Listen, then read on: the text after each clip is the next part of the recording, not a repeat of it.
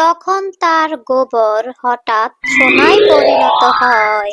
বাবা, দেখে যাও, আমাদের লালি জাদুর গরু। অনেক দিন আগের কথা। এক গ্রামে মিনা নামের একটি মিষ্টি মেয়ে বসবাস করত। মিনা যখন অনেক ছোট ছিল তখনই মিনার মা মারা যায়। মিনা তার বাবার সাথে একাই বসবাস করে।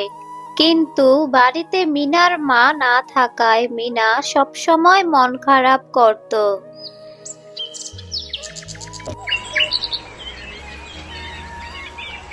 একদিন মিনা এসে তার বাবাকে বলে, বাবা, বাবা, তুমি আমাকে হয় নতুন মা এনে দাও, নয়তো তুমি আমাকে একটা গরু কিনে দাও। পাশের বাড়ির কাকিমারও একটা গরু আছে। আমার অনেক ইচ্ছা বাবা, আমাকে একটা গরু কিনে দাও। মিনার বাবা মিসকে শিয়াল চিন্তা করে, মিসকে শিয়াল যদি আবার বিয়ে করে তাহলে মিসকে শিয়ালের বউ মিনাকে নাও ভালোবাসতে পারে। তাই মিসকে শিয়াল আর বিয়ে না করার সিদ্ধান্ত নেয়। তাই মিসকে শিয়াল বাজার থেকে একটি সুন্দর গরু কিনে নিয়ে আসে। মিনা, মা, এই নাও তোমার গরু। এখন থেকে এই গরুই তোমার খেলার সাথী হবে। মিনা গরুটা পেয়ে ভীষণ খুশি হয় আর মিনা গরুটার নাম রাখে লালু। মিনা লালুকে অনেক ভালোবাসতো।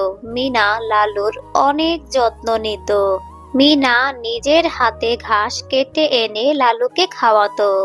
আবার মিনা লালুকে মাঠেও নিয়ে যেত এবং লালুর সাথে খেলাও করত।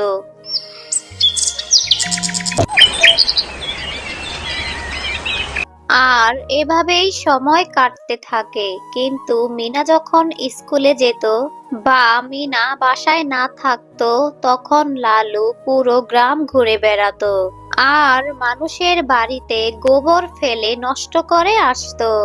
আর একদিন লালু চলে যায় জমিদার বাড়িতে। আর লালু জমিদার বাড়ির বাগানটা গোবর দিয়ে নষ্ট করে ফেলে। এটা দেখে জমিদারের বউ বাঘিনী অনেক রেগে যায় আর লালুকে লাঠি দিয়ে ভীষণ মারতে থাকে। মারের চোটে লালু চিৎকার করতে শুরু করে। লালুর চিৎকার শুনে মিনা সেখানে চলে আসে। আরে আরে বাঘিনী কাকিমা, আপনি আমার গরুটাকে এভাবে মারছেন কেন? আপনি আমার লালুকে ছেড়ে দিন বাঘিনী কাকিমা। আমি কথা দিচ্ছি বাঘিনী কাকিমা, লালু আপনাকে আর কখনো বিরক্ত করবে না। আপনি ছেড়ে দিন কাকিমা আমার লালুকে। আমি দরকার হয় নিজে আপনার বাগান পরিষ্কার করে দিব। আমি তো স্কুলে গিয়েছিলাম তাই লালু এসব করেছে। আমি কথা দিচ্ছি বাঘিনী কাকিমা, লালু আর এরকম করবে না। এরকম আর কখনো হবে না কাকিমা। মিনার এমন আকুতি মিনতিতে জমিদারের বউ বাঘিনী লালুকে ছেড়ে দেয়। তারপর মিনা জমিদারের বাগানের সমস্ত ময়লা আবর্জনা পরিষ্কার করে লালুকে নিয়ে বাড়ি চলে এলো।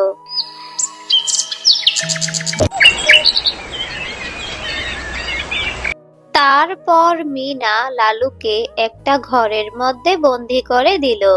আর এভাবেই সময় কাটতে থাকে। আর একদিন শহর থেকে একটি চিঠি আসে মিনার নামে।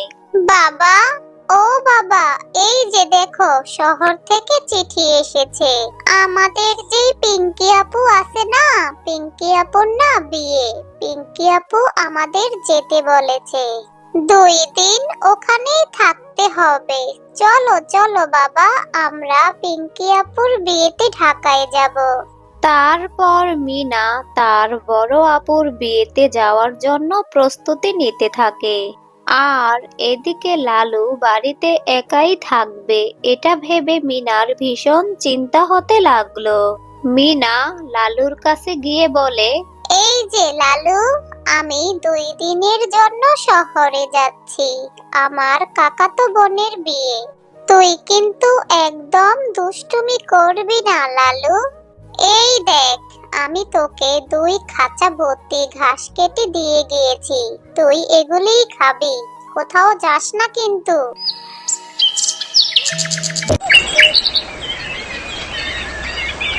মিনা তার বাবাকে নিয়ে বেরিয়ে পড়ে। আর এই দিকে একদিন যেতে না যেতে লালু ঘর থেকে বেরিয়ে পড়ে। লালু গোয়াল ঘর থেকে বের হয়ে পুরো গ্রাম তছনছ করতে শুরু করে।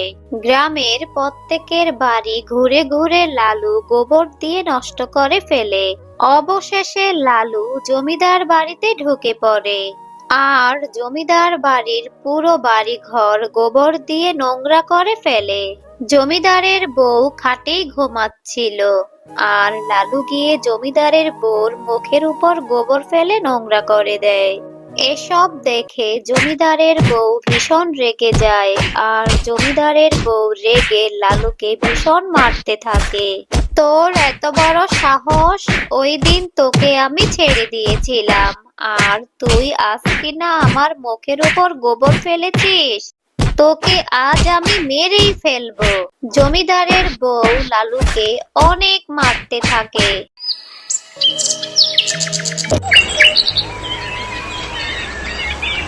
পরের দিন মিনা গোয়াল ঘরে এসে লালুকে দেখতে না পেয়ে এদিক ওদিক খুঁজতে লাগে।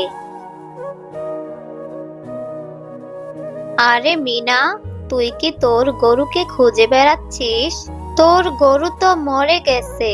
তোর গরু নাকি জমিদার বাড়িতে গিয়ে জমিদারের বউয়ের মুখের উপর গোবর ফেলে দিয়েছিল। জমিদারের বউ লালুকে মারতে মারতে মেরেই ফেলেছে। এটা শুনে মিনা চিৎকার করে কাঁদতে শুরু করে। এরপর মিনা তার বাবাকে নিয়ে জমিদার বাড়িতে চলে আসে।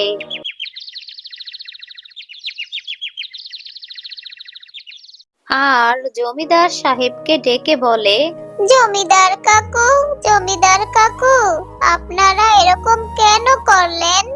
আপনারা আমার লালুকে প্রাণে মেরে ফেললেন। ওকে অন্য কোনো শাস্তি দিতে পারতেন। অবলা একটা প্রাণী, এইভাবে ওকে মারলেন কেন? আমি দরকার হলে গ্রাম পঞ্চায়েতের কাছে যাব। আমি এর বিচার চাই।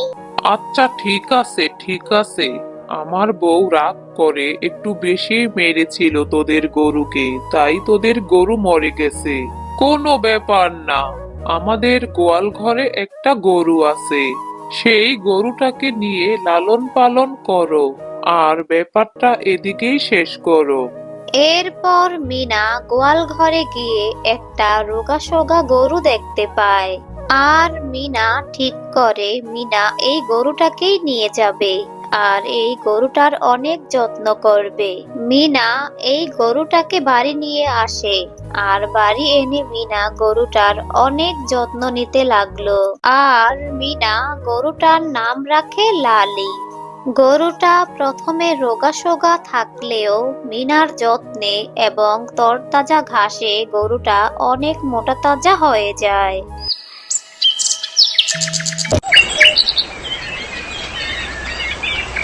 একদিন মিনা লালুর সাথে খেলা করছিল, আর মিনা হঠাৎ দেখলো লালু যখন গোবর ফেলছিল সেই গোবর সোনায় পরিণত হয়ে যায়। বাবা, বাবা, দেখে যাও, আমাদের এই লালু জাদুর গরু। দেখো, আমাদের লালি কেমন সোনার গোবর দিচ্ছে। মিনার বাবা মিসকে শিয়াল দেখে এগুলি সত্যি সত্যি সোনার গোবর। তারপর তারা বাবা ও মেয়ে মিলে সেই সোনার গোবর বিক্রি করতে থাকে। আর তারা সেই সোনার গোবর বিক্রি করে অল্প দিনে অনেক ধনী হয়ে যায়। আর তারা নিজেদের জন্য একটি বড় বাড়ি তৈরি করে ফেলে। আর এই সব কিছু যখন জমিদারের বউ জানতে পারে, আর তখনই জমিদারের বউ জমিদারকে নিয়ে মিনাদের বাড়িতে চলে আসে। আমি শুনেছি আমাদের বাড়ি থেকে নিয়ে আসা গরু নাকি সোনার গোবর দেয়, আর সেই গোবর বিক্রি করে তোমরা নাকি এত ধনী হয়েছ। তোমরা আমাদের গরু আমাদের ফিরিয়ে দাও, আর তোমরা আমাদের কাছ থেকে অন্য একটা গরু নাও। এটা কি করে হবে জমিদার কাকি? আপনারাই তো বলেছেন, আর এই গরুটাকে আপনারা আমাকে দিয়ে দিয়েছেন। তাহলে আমি এই গরুটাকে আপনাদেরকে কেন দিব কাকিমা? আমি আমার এই গরু আপনাদের দিব না। আমি এই গরুটাকে লালন পালন করেছি। আমি এই গরুটাকে ভালো ভালো খাইয়েছি, তাই তো এই গরুটা এতটা হৃষ্টপুষ্ট হয়েছে। আর এখন সোনার গোবর দিচ্ছে। আর এখন এটা আমাদের গরু। আমাদের গরু আমি আপনাদেরকে দিব কেন? শোনো মিনা, আমি তোমার সাথে কোনো তর্ক করতে আসিনি। এই গরু আমার ছিল, আমারই থাকবে। আমি হলাম জমিদারের বউ। আমার উপর কথা বলার সাহস এই গ্রামে কারো নেই। আর এখন আমি আমার গরুটাকে নিয়ে যাচ্ছি। আর এই কথা বলে জমিদারের বউ বাঘিনী লালীকে নিয়ে চলে যায়।